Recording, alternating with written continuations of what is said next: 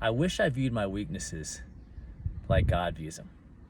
See, my tendency is to think about weakness that I've sinned in the past. I've said these things to people, maybe that hurt them. I've made bad decisions. And I kind of think subconsciously or consciously, sometimes it depends what the situation is, but I begin to think, wow, God will probably never use me in the way that he would have had I not done or said these things or thought these things.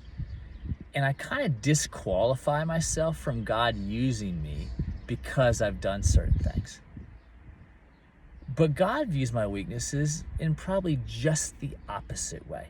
In fact, maybe this is what qualifies me to operate in his power. Jesus said this to Paul in the Bible. He said, "My strength is sufficient for you, and my power is made perfect in weakness." Think about that. Jesus' power is made perfect when we're weak, in our weaknesses, in our area of struggle. That's when we're going to see his power in the greatest way, in the perfect way. So what if I began to think like that? What if I began to think about my weaknesses and say, God, I know I've done these things, but man, I know what you're going to do is you're going to overcome all the weakness and you're going to move in power and great things are going to happen.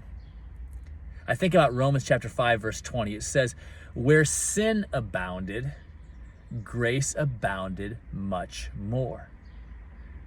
That word sin abounded, there's two different uses of abounded. Where sin abounded, that word there, abounded, means in the Greek, the language that the New Testament was written in the Bible, it means increase in a certain measurable amount. Increase in a certain measurable amount. So where sin increased in a certain measurable amount, now let's go to the next line, that's where grace abounded much more.